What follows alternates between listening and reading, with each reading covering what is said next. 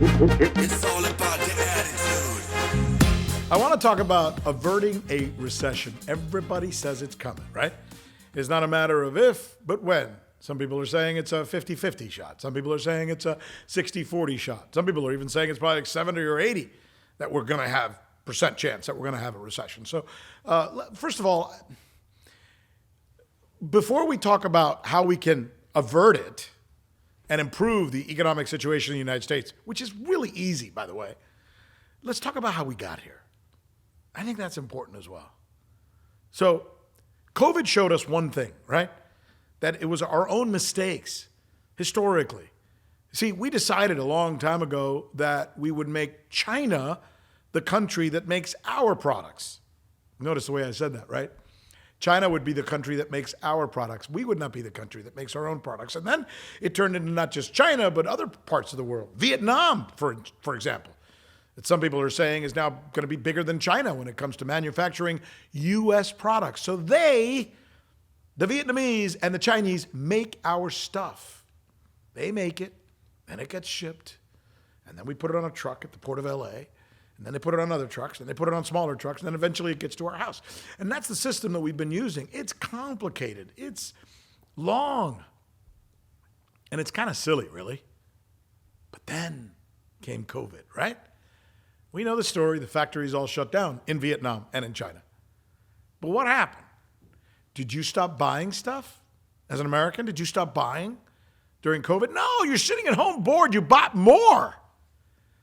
When it was over, or kind of over, because COVID's still not over, but even when it receded, people continued buying online. And now, guess what? It ain't going away. Nope. I know, ain't's not a real word, so I'll say isn't. How's that? It isn't going away.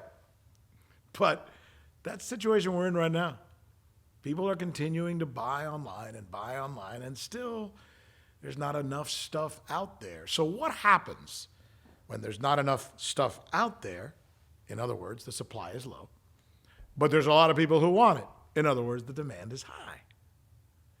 Ta-da! You know this, right? Junior high. Inflation. Inflation is here.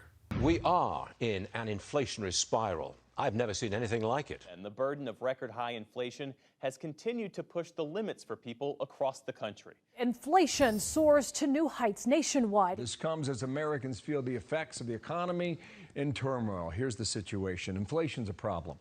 The price of items like dairy or meat have shot up with international relations and inflation. President Biden declaring once again inflation is his top priority. Now to the growing concerns surrounding inflation. 40-year high inflation. That inflation to inflation. Inflation. Inflation. On inflation. So inflation was caused because everything got expensive.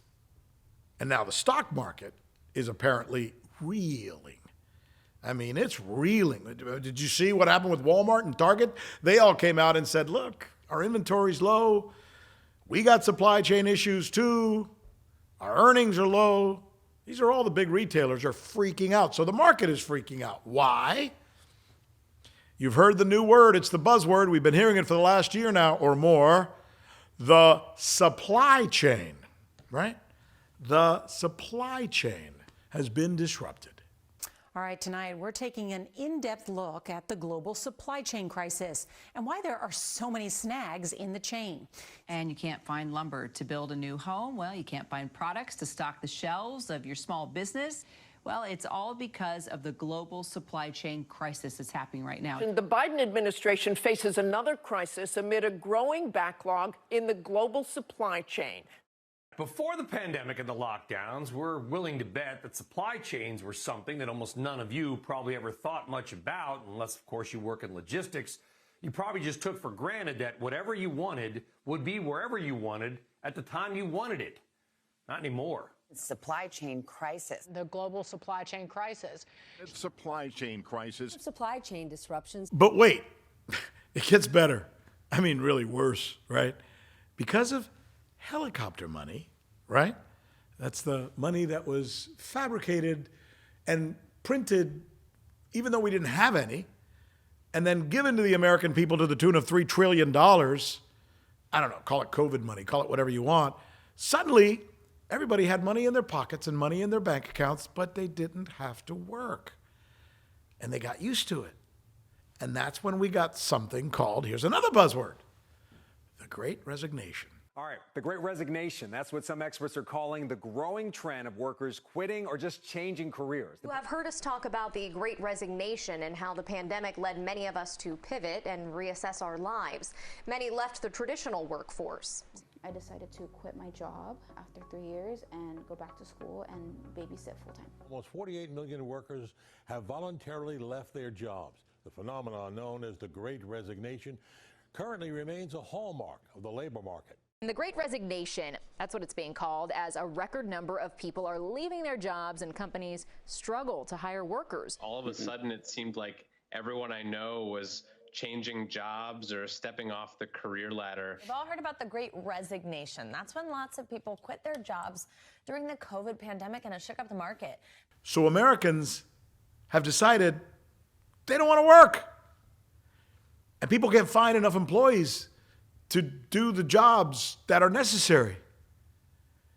And we're in this situation where we're heading for a recession, and we have inflation, and we have supply chain disruptions, and we have a workforce that seems at this point not capable of doing what needs to be done to keep the economy thriving. So growth is going to come down. So what's the solution? I want to tell you a story. When I was a correspondent at CNN, I was once sent to Dalton, Georgia. Now, Dalton, Georgia is an interesting place. Dalton, Georgia is a place where it became, after World War II, the carpet mill of the world. It was the empire of the carpet industry for the entire world. And you know how it happened? After World War II, when all the soldiers came home, they got jobs there, working in Dalton, Georgia. And they went to work in the carpet mills. It was part of the beauty of the Appalachians. But then something happened. Many years later, they retired or they died off. But their children, their sons and their daughters, they didn't want the job. They said, no, Mom, Dad, I don't want to work at the carpet mill. I don't want to stay in Dalton, Georgia. I want to go to Miami. I want to go to Tampa. I want to go to Atlanta. I want to go to New York. I want to go to Charlotte. And they did. So this carpet mill, the wonder of the world, the place where all the carpets in the United States, in the world were made, suddenly was about to dry up. They didn't have workers. So they got this crazy idea to go to Mexico and recruit workers. And they brought them here. And more companies started essentially filling their plants with Latinos. So all of a sudden, Dalton, Georgia was this little microcosm of Latinos in America. And of course, if you watch the news, since there's Latinos in Dalton, Georgia, you would think what, right? They're all lazy. They're all taking people's jobs and they don't deserve them. They don't pay their taxes. They're criminals. You name it, right? So I went to Dalton, Georgia, and I sat there and talked to the Chamber of Commerce, and I talked to the mayor, and I talked to the guys who ran the businesses, and I talked to a guy who had a dry cleaner shop, and I sat down with them and I said, what's going on in Dalton, Georgia with all these Mexicans here, with all these Latinos here? And you know what they told me? They said, they've saved our community. They have filled up our churches. They come to work on time. They're the last ones to leave.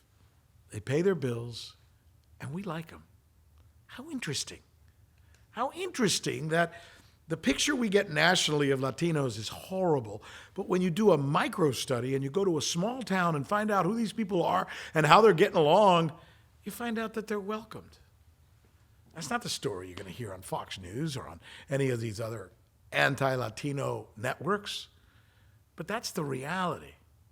Now imagine that. Imagine if instead of having all the jobs be in Vietnam or China, and all our products made in Vietnam or China, which has caused the supply chain interruption, which has caused the inflation that we have. And since we don't have enough people who want to do the work, imagine if we just thought to ourselves, rather than constantly talking about shutting the border, rather than constantly talking about, hello, OAN, hello, Newsmax, hello, right-wing talk radio, hello, Fox News in the evening, rather than talk about shipping all of these horrible people back, how about employing them? How about putting them to work?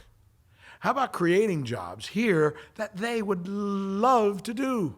How about the idea of ending the supply chain problems that we have in this country and avoiding a recession by making our own products? I mean, if we don't do that, talk about peeing on your own leg and wondering why it's wet. Think about that. I got to tell you something else. Each year, Stanford University, they put out a study on entrepreneurship in America. And they find out what are the key insights or stimuli that are affecting entrepreneurship in America. And what they find about entrepreneurship is that Latinos are creating jobs and forming new companies at a faster clip than all other Americans. Again, you're not going to hear this on CNN or Fox News or anybody else, but that's what the report says. Are you going to hear this anywhere else? No, but you will hear it here. We'll report it. They won't. Okay, here's what you need to know.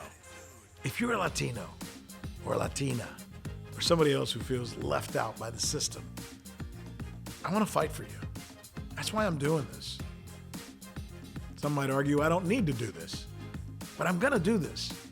And I want you to check me out here. And I want you to subscribe. And I also want you to check me out or follow me, if you could, on podcast or Spotify or Apple, wherever you get your podcast. It's there. It's in English. We're going to call it the Rick Sanchez News. And the Rick Sanchez News en Espanol as well, so I can talk to everybody. If I can do it in Mandarin, I'll figure out a way to do that too. Follow me. Tell your friends. Tell them we're starting something new here. It's called fighting back. It's called context. It's called truth. Let's do it. Vamos.